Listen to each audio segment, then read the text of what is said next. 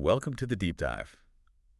Today, we're going to be looking way back in time, thousands of years, Thousands. to uncover a story you might not expect about language and race and the surprising way they kind of got intertwined in U.S. history. Yeah. So have you ever thought about the fact that, like, nearly half the world's population speaks languages that can be traced Wow. back to a single source? Yeah, that's Just something. a single mother tongue. That is really mind-blowing when you think about it, right? I mean, it really does highlight That does. the deep roots we share, even across cultures that, seem so different on the surface. Yeah. And we're not even just talking about, just a few shared words here and there, right? We're talking about, like, Right. these really fundamental similarities in grammar, and the very sounds that form the building blocks of all these different languages. And it really suggests, like, a common origin point, a place in time where this whole linguistic family tree first started to branch out. It's amazing. And we were digging into some research and articles about this, including a really interesting episode of NPR's Throughline podcast. Oh, yeah. And it all pointed back to this group of people called the Yamnaya, The Yamnaya. who lived something like over 5,000 years ago. Yeah, the Yamnaya were these nomadic pastoralists who roamed the steppes of what is now like Ukraine and Russia. Okay. And they were really pioneers, for their time.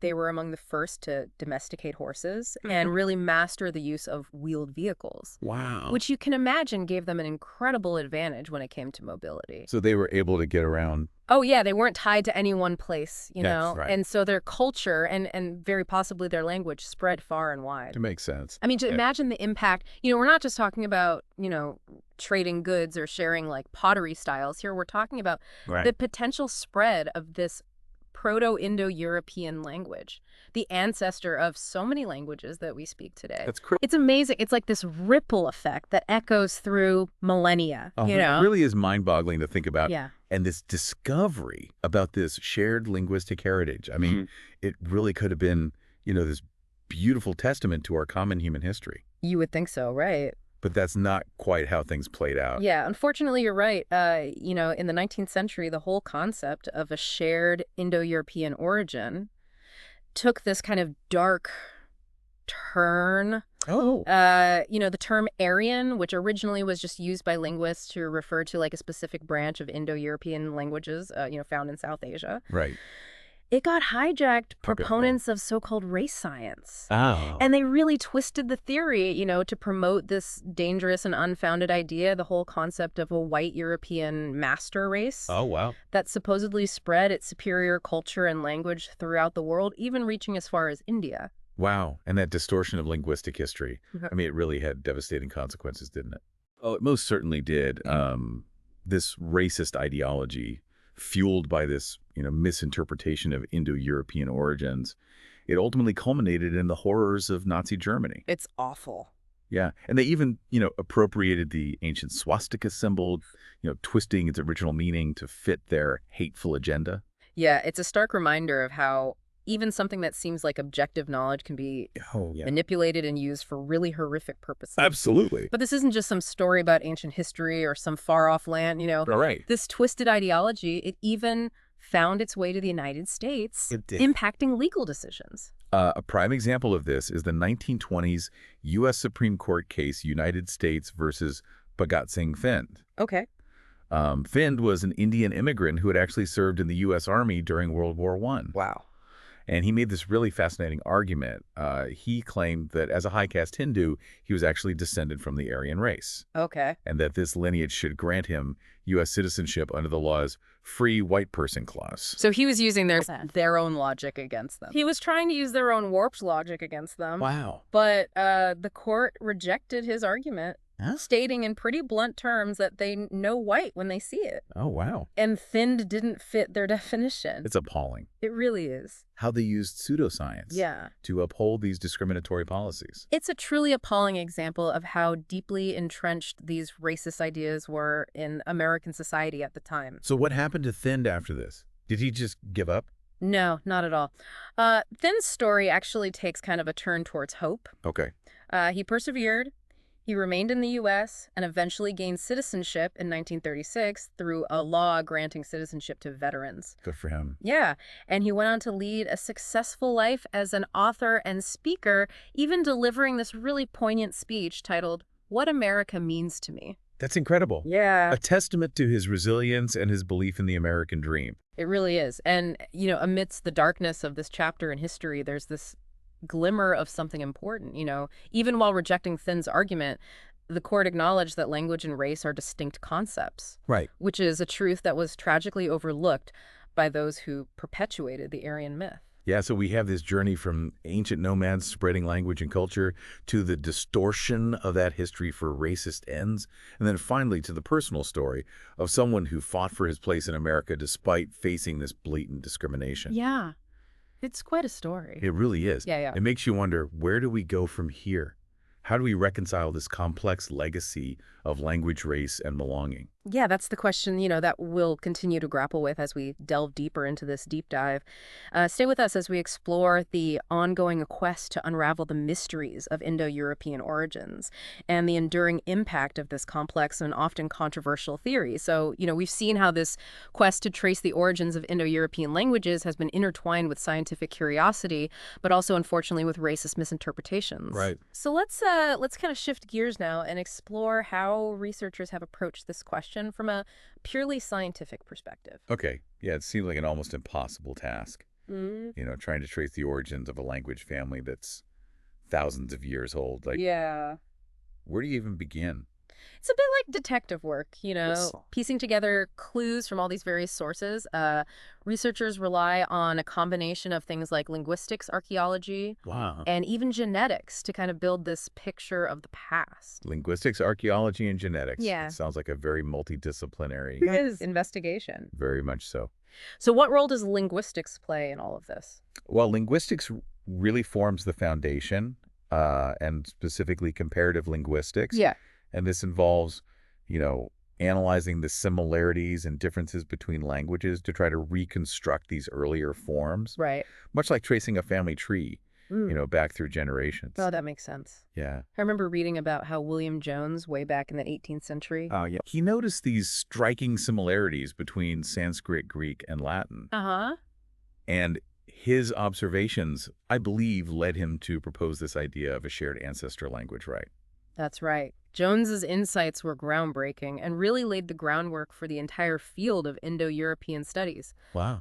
Linguists have since, meticulously compared vocabulary, grammar, sound systems across hundreds of languages, looking for these patterns and connections that point to this shared ancestry. So they're essentially working backwards, trying to reconstruct this hypothetical ancestor language, which I believe is called Proto-Indo-European. Exact. Think of it as reverse engineering a language. Okay. Linguists look for regular sound changes. They look for shared cognates, words with a common origin, and these grammatical structures that reveal this deep historical connection. So through this process, can we learn anything about the people who spoke this Proto-Indo-European language? We can get some fascinating hints. Yeah. For instance, the reconstructed vocabulary suggests they were familiar with wheeled vehicles, domesticated animals like horses and cattle, and agricultural practices. Interesting. There are even words suggesting that they lived in a region with cold winters, perhaps with snow and certain types of trees. Huh. That aligns with what we know about the Yamnaya, right? Exactly. Nomadic pastoralists who had domesticated horses, they used wagons, and they originated in the steppes of Eastern Europe. Precisely, and that's where archaeology enters the picture. Okay. Archaeological findings such as, the distribution of Yamnaya burial mounds, their settlement patterns, and the artifacts they left behind, they provide tangible evidence that can corroborate and contextualize these linguistic reconstructions. So it's like having two pieces of a puzzle that fit together perfectly. Exactly. Each one informing the other. Yeah. But you mentioned genetics earlier. Right. How does that fit into all of this? Well, that's where things get even more fascinating. By analyzing ancient DNA samples, researchers can actually trace the migration patterns of ancient populations. Wow. And they can see how those movements correlate with the spread of Indo-European languages, adding this whole other layer of evidence to the story. So we're not just talking about words and artifacts anymore, but actual genetic connections. Exactly. Across vast stretches of time and space. It really is incredible. That's incredible. It's a relatively new area of research, but it's already yielded some very compelling findings. And as you might imagine, it's generated quite a lot of excitement and debate Yeah. in the scientific community. Especially given the politically and racially charged history Absolutely. surrounding these theories. Yeah, you've hit on a crucial point. It's absolutely essential to approach this research with both scientific rigor and this critical awareness of how past interpretations have been twisted to serve these harmful agendas. So while the quest to uncover the origins of Indo-European languages is fascinating in its own right, Yeah. it's equally important to acknowledge the potential for misinterpretations and to ensure that this knowledge is used responsibly. Absolutely. And as we continue this deep dive, we'll see how even seemingly objective scientific findings can be intertwined with social and political contexts, reminding us that knowledge is never truly neutral. We've covered so much in this deep dive from, ancient nomads to the complexities of linguistic reconstruction. It's been quite a journey. But I keep thinking back to Bhagat Singh Thind Yeah. and his fight for recognition as an American. I mean, his story really highlights this human side of this complex history. It really does, yeah. Thin's case is just this stark reminder of how flawed and arbitrary, our notions of race can be. Right. I mean, here's a man who served in the U.S. Army, embraced American ideals, yet was denied citizenship simply because he didn't fit this narrow prejudice definition of what some considered white. Yeah. It just exposes the absurdity of trying to equate language or ancestry with race. It makes you question how many others were unjustly excluded. Right. Because they didn't fit this predetermined mold. Right. But thankfully, Thin's story doesn't end in defeat. No, it doesn't. He demonstrated incredible resilience. He did. I mean, he could have given up, he could have returned to India. Yeah. But he chose to stay and fight for his place in America. Right. He eventually became a citizen, built a successful life, and even gave that powerful speech. What America means to me. That's the part that resonates with me the most. Yeah. That unwavering belief in the American dream, even after experiencing this blatant discrimination, it speaks volumes. Absolutely. About his character. It does. It also prompts us to consider how our ideas about belonging and identity have evolved, for better or worse throughout history.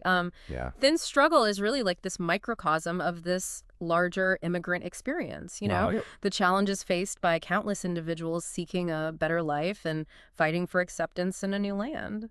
And it's a story that continues to hold relevance today as we grapple with these ongoing debates about immigration inclusion and what it truly means to be American in this diverse and ever-changing world. It really does. So much tacked into this deep dive. It has been a journey. We've gone from ancient history to cutting-edge science and even delved into legal battles, and it's all connected by this thread of language, race, and the search for our origins. Yeah, it's been fascinating to see how, the scientific pursuit, the study of Indo-European languages, became so intertwined with social and political forces, sometimes with, harmful consequences. Right. It really underscores the importance of critical thinking. Questioning assumptions and recognizing that knowledge can be both a tool for understanding and a weapon for division. It really can. And we've seen how the same body of knowledge can be interpreted and used in such vastly different ways. It's a reminder that we must always be vigilant, ensuring that knowledge is used to build bridges and not walls. Well said. Language at its core, is about communication and connection. It has the power to unite us, to help us understand, different cultures and perspectives. And we must never allow it to be used as a tool for exclusion or discrimination. We hope this deep dive has been as thought-provoking for you as it has been for us. I hope so. It's a reminder that history is never truly settled. That's right. And that our understanding of the world is constantly evolving. And that's the beauty of learning, isn't it? There's always more to discover, more connections to make, more perspectives to consider. If you enjoyed this exploration of language, race, and the complexities of human history, be sure to subscribe to The Deep Dive for more fascinating journeys into the depths of knowledge. Until next time, keep exploring, keep questioning, and keep the conversation going.